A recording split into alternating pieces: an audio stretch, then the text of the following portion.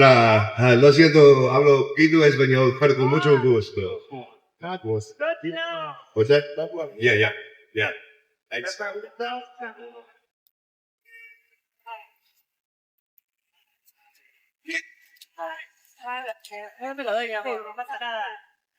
welcome to Mexico, first of all. Yeah, I'm so happy to be here. That's great. Please search silent jet verifying traveler monthly quiet challenge. How do you manage to convey so much without saying how work? Well, thank you, it's a very good question. Because the three tools an actor has is his voice, and his body and facial expressions. And then, there's the internal aspect, which is the emotional aspect, which, James Cagney way back in the day said, stand on feet, tell the truth. That is what being an actor is. And so when you take away two of the three tools that you have to be really, really centered, because the audience will know if you're lying, if you're faking it, right? So I love it because what it does is it makes people really, really deep, like really deep inside myself, because I have to stay so focused. And again, the audience will feel the resonance. It's a dark place. But what I do before I play the character is I surround myself with the blue ring of protection from Archangel Michael. And then I breathe the character in, and it's very dark. And then at the end of the day, I breathe it out. That's amazing. Thank you. You're welcome.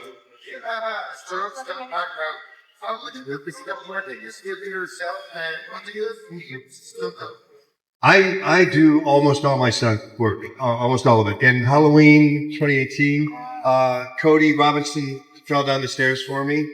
In Halloween Kills, I had one person jump off the top of the SUV. And then Halloween Ends, I had much more stunt doubling. That was Aaron Armstrong. And I had him because he was the one who mastered the way I move.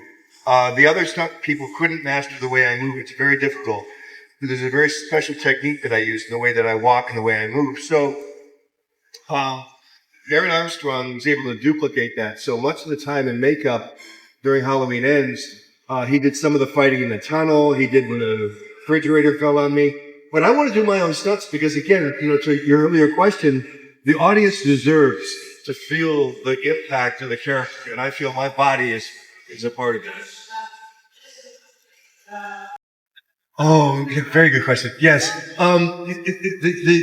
it's such a powerful place. And as an actor, when you get to play a very powerful character, you feel that power. You live in that power. It's an expanded place. And I'm a very metaphysical person. I've done a lot of plant medicine, working with shaman in South America, ayahuasca, ibogaine in Africa. So it's very, very powerful, beyond human. It really is beyond human. And so to experience that, I feel very fortunate. I feel very lucky. And again, to your earlier question, I protect myself when I do that. But I feel larger than human when I play it, which is amazing. Thank you. Hello. Hi. How has your relationship with the character when you hired, and what have you learned from being an actor? He's a complex individual. I consider him beyond three dimensions. So we have this image of good and evil, right? I don't see him as evil. I see him as being what he is. And so for me, he's beyond 3D. He's beyond, duality, beyond light and dark. So as a spiritual person, what it taught me is to look beyond the obvious, to understand that there's so much more going on in this universe than we understand or that we know. And so to experience that, the multidimensionality of that character has really added to my knowledge of what it means to be a human being. Thanks. Inspiration from another side, Mexico, But I didn't hear the first part of that question. take inspiration from other silent Mexican performers.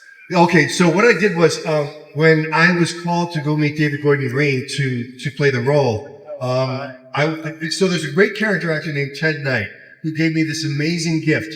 And the gift was, if you want to be a good actor, emulate. Emulate the person in front of you. Emulate the bartender. Emulate your mother. but don't try to walk the way they walk or talk the way they talk.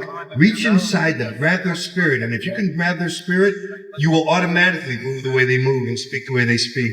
So what I did was I watched Nick Castle in the 1978 film. And all I was doing is reaching into what Nick Castle created as the very first Michael Myers. I wasn't watching him walk. I wasn't, So then all of a sudden he's in the backyard. He's walking camera left to camera right. And in my head, I went, I got it. I reached in, I grabbed it, and just grabbing Nick Castle's spirit, all of a sudden, I began moving the way he moved. I took everything that Nick Castle created, brought it into my body, and then that made me the shape that I became. Which was the greatest lesson to learn about working with Jamie? Which was what? I'm sorry. Oh, Jamie Lee Curtis. She's a poster child for an empowered woman. Oh my God, she's amazing. So many superlatives. She, first of all, does her own stunts as well. I mean, she has a stunt person, but at the end of the day, that's Jamie's head that I run through the glass. We fought like cats and dogs, man. Deeply, deeply spiritual woman. So we got